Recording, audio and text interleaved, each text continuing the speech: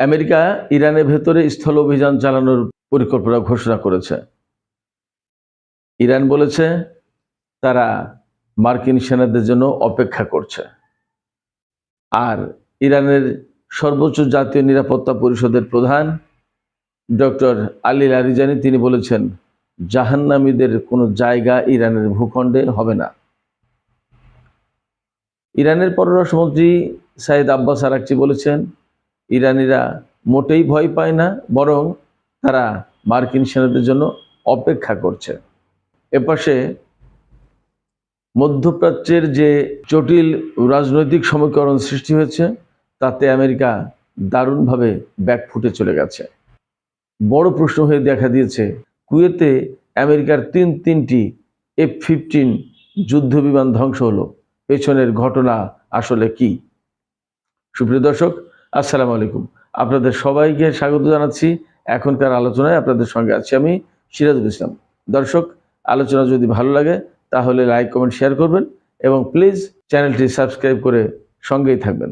দর্শক, চলুন কথা না বাড়িয়ে মূল আলোচনায় চলে যাই। দর্শক, আমি কয়েকটি পয়েন্ট নিয়ে এতক্ষণ কথা বলছিলাম, পয়েন্ট আকারে তুলে ধরলাম। এবার একটু বিস্তারিত বলি সব ব্যাপারে। প্রথম কথা হচ্ছে আমেরিকা ইরানের ভেতরে স্থল অভিযান চালানোর পরিকল্পনা নিয়েছে। আপনারা সবাই হয়তো জানেন যে কোনো যুদ্ধে জয় পরাজয় নির্ধারিত হয় সেই দেশ দখলে নিতে পারলো কিনা, কন্ট্রোলে নিতে পারলো কিনা তার উপরে। এখন পর্যন্ত আমেরিকা এবং ইসরায়েল ইরানের উপরে ব্যাপকভাবে হামলা চালিয়েছে, বোমা হামলা চালিয়েছে, বিমান থেকে ক্ষেপণাস্ত্র ছুড়েছে, যুদ্ধজাহাজ, সাবমেরিন, এই সমস্ত জায়গা থেকে ব্যাপকভাবে ক্ষেপণাস্ত্র ছুড়েছে এবং ইরানের দারুণ ক্ষয়ক্ষতি হয়েছে। এটা আমরা কম বেশি সবাই বুঝতে পারছি। ইরানে এ পর্যন্ত 1230 জন কমপক্ষে নিহত হয়েছে, 6000 আহত হয়েছেন। নিহতদের মধ্যে 180 জন শিশু, অর্থাৎ 180টি শিশু রয়েছে। যে 1230 জন নিহত হয়েছে মোট, তার ভিতরে 180টি শিশু। অতএব বোঝাই যাচ্ছে যে বেসামরিক লোকজনের ক্ষয়ক্ষতি বেশি হয়েছে আমেরিকা এবং ইসরায়েলের হামলায়। সর্বশেষ গতকালকেও আমেরিকার হামলায় 2টি স্কুল ধ্বংস হয়েছে এবং এটা নিয়ে আমেরিকায় তোলপাড় সৃষ্টি হয়েছে। মার্কিন বাহিনী এটা নিয়ে তদন্ত করছে। তারা তদন্ত করে দেখছে যে সত্যিকার অর্থেই আমেরিকার হামলায় এই 2টি স্কুল ধ্বংস হয়েছে কিনা। তদন্ত করার পরে রিপোর্ট দেবে। তবে তদন্ত যাই করুক আর রিপোর্টে যাই আসুক, যে প্রাণ ঝরে গেল তা ফিরে পাওয়া যাবে না, এটাই বড় বাস্তবতা। যাই হোক, সুপ্রিয় দর্শক, আলোচনা করছিলাম আমেরিকা ইরান ইসরায়েল যুদ্ধের পরিস্থিতি নিয়ে। তো আমেরিকা ঘোষণা দিয়েছে যে তারা স্থল অভিযান চালানোর জন্য সেনা পাঠাবে। এই ব্যাপারে মার্কিন টেলিভিশন NBC ইরানের পররাষ্ট্রমন্ত্রী সাইদ আব্বাস আরাকচিকে কানেক্ট করেছিলেন। সেখানে 18 মিনিটের একটা অনুষ্ঠানে সাক্ষাৎকার দিয়েছেন সাইদ আব্বাস আরাকচি। তাকে ওই টেলিভিশনের অনুষ্ঠানের হোস্ট তিনি জিজ্ঞেস করছিলেন যে আমেরিকা ইরানের ভেতরে স্থল অভিযান চালাবে, আপনারা কি ভয় পাচ্ছেন? তো ইরানের পররাষ্ট্রমন্ত্রী তখন অনেকটা মুচকি হেসে বলেছেন, না, আমরা ভয় পাচ্ছি না, আমরা তাদের জন্য অপেক্ষা করছি। তখন হোস্ট তিনি অবাক হয়ে জিজ্ঞেস করছেন, আপনারা ভয় পাচ্ছেন না, আপনারা অপেক্ষা করছেন মার্কিন সেনাদের জন্য, কি বলেন এটা? তখন তিনি বলেছেন যে আমরা অপেক্ষা করছি সেই দিনের জন্য যখন আমেরিকান সেনারা এখানে উপস্থিত হবে, আসবে ভেতরে, এবং আমরা তাদের বিরুদ্ধে যথাযথ ব্যবস্থা নিতে পারবো। তার মানে হচ্ছে এ কয়েকদিন যে যুদ্ধ হয়েছে আমেরিকা, ইসরায়েল এবং ইরানের ভেতরে, তা সবকিছু আকাশপথের যুদ্ধ। বেসিক্যালি ইরান ড্রোন এবং ক্ষেপণাস্ত্র দিয়ে যুদ্ধ করেছে, আর ইসরায়েল এবং আমেরিকা বিমান, যুদ্ধজাহাজ, ড্রোন, ক্ষেপণাস্ত্র সবকিছু দিয়েই যুদ্ধ করেছে। স্বাভাবিকভাবেই এক ইসরায়েলের বিরুদ্ধে লড়াই করতে গেলেই তো পুরো আরব বিশ্ব থরকম্প অবস্থা তৈরি হয়েছে। সেখানে আমেরিকা হচ্ছে বিশ্বের 1 নম্বর সুপার পাওয়ার, আর তার সাথে ইসরায়েল, 2 শক্তির বিরুদ্ধে ইরান লড়াই করছে। এটা তো বিরাট ব্যাপার। এখনো ইরান টিকে আছে এবং যথাযথভাবে তারা জবাব দিয়ে যাচ্ছে আর অপেক্ষা করছে। অ্যাকচুয়ালি তাদের মনোভাব থেকে যা বোঝা যাচ্ছে, তারা অপেক্ষা করছে আমেরিকার স্থল সেনাদের, যারা ভেতরে অভিযান চালাবে এবং সম্মুখ সমরে আসল লড়াইটা হবে। এবং ইরান বলছে যে এই লড়াইয়ে প্রচুর পরিমাণে মার্কিন সেনা মারা যাবে এবং কফিনের পর কফিন আমেরিকায় যাবে, এতে কোনো সন্দেহ নেই।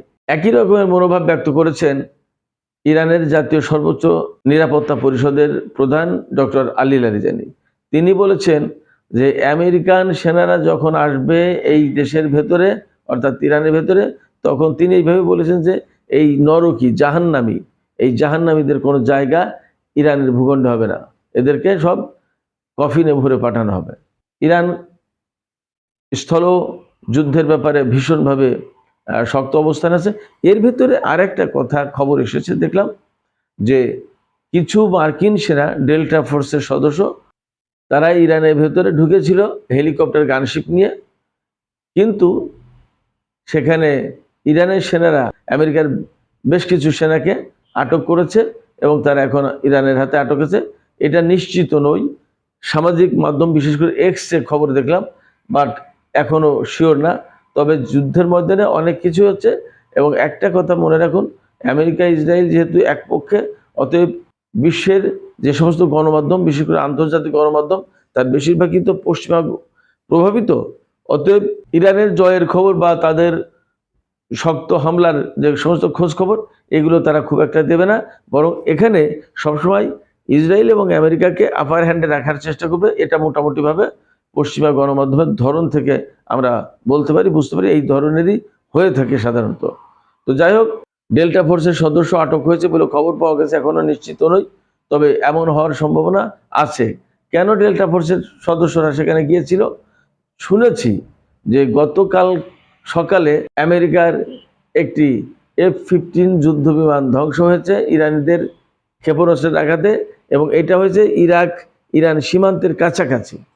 সেই বিমানের গুরুত্বপূর্ণ যন্ত্রাংশ, ডকুমেন্ট, এইগুলো উদ্ধার করার জন্য এই ডেল্টা ফোর্সের সেনারা অভিযান চালিয়েছিল, কিন্তু ইরানের ভেতরে প্রবেশ করার সাথে সাথেই তাদের সাথে যুদ্ধ হয়েছে ও কয়েকজন হতাহত হয়েছে বলে মনে হয়, এবং বেশ কয়েকজন আটক হয়েছে। এইটা সবচেয়ে গুরুত্বপূর্ণ ব্যাপার।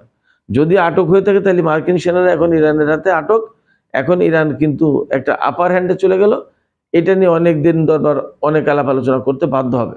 ডোনাল্ড ট্রাম্প কিন্তু ইরান যুদ্ধ নিয়ে ভীষণ চাপে রয়েছে, যেমন চাপে রয়েছেন মার্কিন কংগ্রেসে, তেমনি জনগণের ভেতরে। আমেরিকার অনেক মানুষ জানেই না যে কেন এই যুদ্ধ করছে, কি ব্যাপার, এবং তাদের সেনারা মারা যাচ্ছে কেন, তাদের এত ট্যাক্সের টাকা খরচ হচ্ছে কেন। অলরেডি তো বহু বিলিয়ন ডলার খরচ হয়ে গেছে, এবং আমেরিকার যে রেডার সিস্টেম ও কমিউনিকেশন সিস্টেম ধ্বংস হয়েছে বাহরাইন, কুয়েত এবং সংযুক্ত আরব আমিরাত আর কাতারে, তার দাবি তো কয়েকশো কোটি ডলার।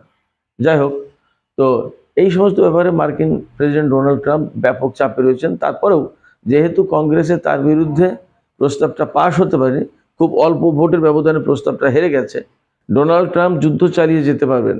এই ব্যাপারে তার পক্ষে ভোট পড়েছে 53টি, সিনেটে যুদ্ধ পরিচালনা করতে পারবেন না এই প্রস্তাবের পক্ষে পড়েছে ভোট 47টি। তার মানে 6 ভোটের ব্যবধানে ট্রাম্প মাত্র জিতেছেন। তো সিনেটে জিতলেও সাধারণ জনগণ কিন্তু এই যুদ্ধকে পছন্দ করছে না, এই কারণে তিনি চাপের মধ্যে রয়েছেন। তিনি সামনের যে মিড টার্ম ইলেকশন, এই ইলেকশনে বাজিমাত করতে চেয়েছিলেন এই যুদ্ধের ভেতর দিয়ে, কিন্তু সেটা মনে হয় তার জন্য হিতে বিপরীত হচ্ছে। এর ভেতরে মার্কিন বাহিনী ইরানে স্থল অভিযান চালানোর পরিকল্পনা করছে, তবে ডোনাল্ড ট্রাম্প বলেছেন যে এই ধরনের পরিকল্পনা তার নেই। তিনি হয়তো ভয় পাচ্ছেন যে ইরানের ভেতরে অভিযান চালালে ব্যাপক সেনা মারা যাবে এবং নির্বাচনে তার ভরাডুবি ঘটবে। এই যে সামনের যে মিড টার্ম ইলেকশন, তাতে ডোনাল্ড ট্রাম্প এই যে স্থল সেনা পাঠানোর ব্যাপারে অনীহার কথা বলছেন, এটা তার চালাকিও হতে পারে। দেখা গেল যে তিনি বলছেন মুখে এইটা, কিন্তু ভেতরে হঠাৎ করে ইরানের ভেতরে স্থল অভিযান শুরু করতে পারে। জানি না কি হবে, তবে তিনি যাই করুন না কেন ইরানিরা ভীষণভাবে প্রস্তুত। স্থল অভিযানেই মূল যুদ্ধটা হবে, এটা পরিষ্কার। এদিকে ডোনাল্ড ট্রাম্প আর একটা মজার কথা বলেছেন, তিনি তার প্রত্যাশার কথা বলেছেন, আমি একটু অবাক হয়েছি। তিনি বলেছেন যে ইরানে নেতা নির্বাচনে তার মতামত থাকতে হবে, তার মতামতকে গুরুত্ব দিতে হবে, এবং তিনি বলেছেন যে আলী খামেনির ছেলে মোস্তফা খামেনিকে তিনি ইরানের নেতা হিসেবে মানবেন না। কারণ প্রশ্ন হচ্ছে ইরানের নেতা কে হবে না হবে সেটা তো ইরানের জনগণ ঠিক করবে, ইরানের যে বিশেষজ্ঞ পরিষদ সেই পরিষদ ঠিক করবে। এটা তো ট্রাম্পের ব্যাপার, এটা তো ভেনিজুয়েলা না যে একজন নেতাকে ঠিক করে দিল যে সে দেশ পরিচালনা করবে। এটা ইরান, কঠিন ব্যাপার। মনে হয় ডোনাল্ড ট্রাম্পের এই মতামত কাজে লাগবে না। তিনি যে বলছেন যে তিনি নেতা নির্বাচন করে দেবেন ইরানে, কে ইরান পরিচালনা করবে, ব্যাপারটা মনে হয় সেই দিকে যাচ্ছে না, এত সহজ না।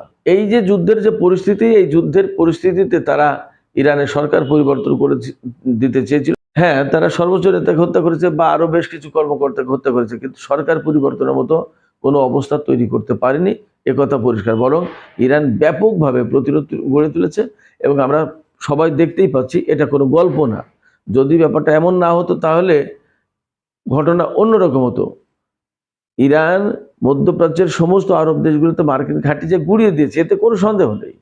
যার কারণে মার্কিন সেনারা অনেকে পালিয়ে বিভিন্ন রকমের বেসামরিক হোটেলে বিভিন্ন জায়গায় আশ্রয় নিয়েছে। সেই সমস্ত জায়গার কথা ইরানের গোয়েন্দারা পরিষ্কার করে ইরানের বাহিনীর কাছে পাঠিয়েছে এবং সেই সমস্ত জায়গায়, অর্থাৎ কথার কথা, বাহরাইনের কোনো হোটেলে যদি আমেরিকার সেনারা আশ্রয় নিয়ে থাকে, বা কুয়েতে বা কাতারে বা সংযুক্ত আরব আমিরাতের কোথাও বা বিমানবন্দরে বা বিশেষ কোনো বাড়িতে, ওই সমস্ত জায়গায় হামলা চালাচ্ছে।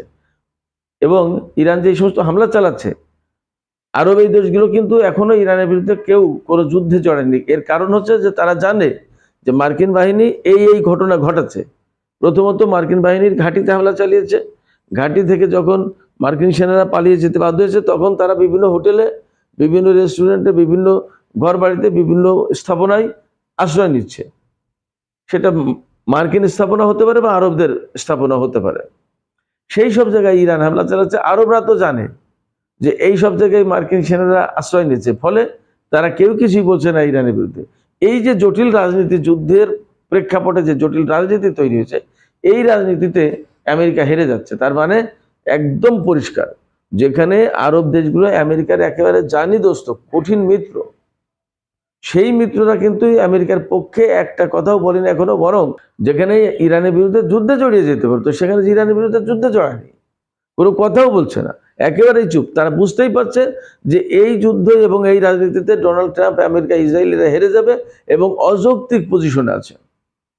এবং যুদ্ধের পর যে সিচুয়েশনটা তৈরি হবে, যা বুঝতে পারছি আমি, আমার কাছে মনে হচ্ছে এই যুদ্ধের পর ইরান মধ্যপ্রাচ্য অঞ্চলে ভীষণভাবে প্রভাবশালী একটি দেশ হয়ে যাবে। এবং আপনারা শিওর থাকুন যে তাদের পক্ষে, তাদের পেছনে রাশিয়া এবং চীন আছেন। ফলে এই ভূ রাজনীতিটা আসলে পাল্টাতে চায় আরবরাও, আমি বুঝতে পারি। যার কারণে তারা চুপ রয়েছে, কেউ কোনো কথা বলছে না। তো সর্বশেষ আমি একটা বিষয় নিয়ে আলোচনা করে আমি এখনকার ভিডিও শেষ করব। সেটি হচ্ছে যে আমরা সবাই জেনেছি যে কুয়েতে একদিন 3টা F-15 যুদ্ধ বিমান ধ্বংস হয়েছে। আমেরিকা বলেছে যে কুয়েতের সেনাদের ফ্রেন্ডলি ফায়ারে এই 3টা যুদ্ধ বিমান ধ্বংস হয়েছে। ইরান বলেছে যে তাদের ক্ষেপণাস্ত্রের আঘাতে এই যুদ্ধ বিমানগুলো ভূপাতিত হয়েছে। ধরে নিলাম ইরানের দাবি মিথ্যা বা ভুল, ধরে নিলাম। কিন্তু এটা তো সত্য যে কুয়েতের 3টা আমেরিকার যুদ্ধ বিমান ধ্বংস হয়েছে। প্রশ্ন হচ্ছে যে কুয়েতের সেনারা নিজেদের ডিফেন্ড করার মতো যদি অবস্থা রাখে, তাহলে আমেরিকার সেনা সেখানে মোতায়েন কেন, তাই না? তার মানে কুয়েতের নিরাপত্তার দেখভাল করার জন্য আমেরিকার সেনা মোতায়েন করা আছে। তো এই জায়গায় কুয়েতের সেনারা যদি সত্যি সত্যি 3টি বিমান ধ্বংস করে থাকে, তাহলে তারা কেন, কি কারণে করলো? এমন কি বিষয়টা যে তারা মার্কিন সেনাদের কারণে ভীষণভাবে বিরক্ত, তারা নিজেরাও চায় যে এই দেশ থেকে আমেরিকা চলে যাক, তারা নিজেরা নিজেদের দেশটাকে দেখুক, এমন কি? বা তারা কি আসলে আমেরিকাকে শত্রু মনে করেছে কিনা, সেটাও তো একটা প্রশ্ন। হতে পারে যে তারা ভুল করে বিমানকে গুলি করেছে, ভূপাতিত করেছে, কিন্তু 3টি বিমান। এবং সেখানে তো তারা জানে যে এগুলো কুয়েত তো ছোট একটা দেশ, কুয়েত থেকে উড়লো বিমান এবং তাদের সিগন্যালে ধরা পড়বে না কোথা থেকে কি হচ্ছে, কি আন্দাজের কাজ নাকি? হুট করে হঠাৎ করে কোনো একটা বিমান এসে পড়লো তার আকাশে, ছোট একটা দেশ, সেখান থেকে বিমান উঠলে তাদের রাডারে ধরা পড়ার কথা, কোথা থেকে উঠলো, কাদের বিমান, তারা হুট করে গুলি করে দিল। তার মানে কি? হয় ইরানের গুলিতে আমেরিকার এই 3 F-15 যুদ্ধ বিমান ধ্বংস হয়েছে, আর না হয় কুয়েতের সেনারা যদি করেই থাকে, তাহলে তারা মার্কিন বাহিনীর প্রতি ক্ষুব্ধ হয়ে এই যুদ্ধ বিমান ধ্বংস করে থাকতে পারে। তারা আমেরিকার সেনাদের থেকে নিজেদের দেশকে মুক্ত করতে চেয়েছে, এমন হতে পারে। সুপ্রিয় দর্শক, আপনাদের কি মনে হয় এই যে কুয়েতের যে 3টি বিমান ধ্বংস হলো আমেরিকার 3টি F-15 যুদ্ধ বিমান। খুবই ক্যারিসমেটিক বিমান, খুবই হাই কোয়ালিটির বিমান। কি মনে হয় আপনাদেরকে? আপনাদের মনে হয় যে ফ্রেন্ডলি ফায়ারে একেবারেই কুয়েতি সেনারা ভুল করে এই 3টি বিমান ধ্বংস করলো, নাকি কোনো ক্ষোভ এবং রাগের বহিঃপ্রকাশ? সুপ্রিয় দর্শক, এখনকার আলোচনা এ পর্যন্তই শেষ করতে চাইছি। আপনারা সবাই ভালো থাকুন, আর ভিডিও ভালো লাগলে লাইক কমেন্ট শেয়ার করুন, চ্যানেলটি সাবস্ক্রাইব করে সাথেই থাকুন। আপনাদের সবাইকে অনেক অনেক ধন্যবাদ। আল্লাহ হাফেজ।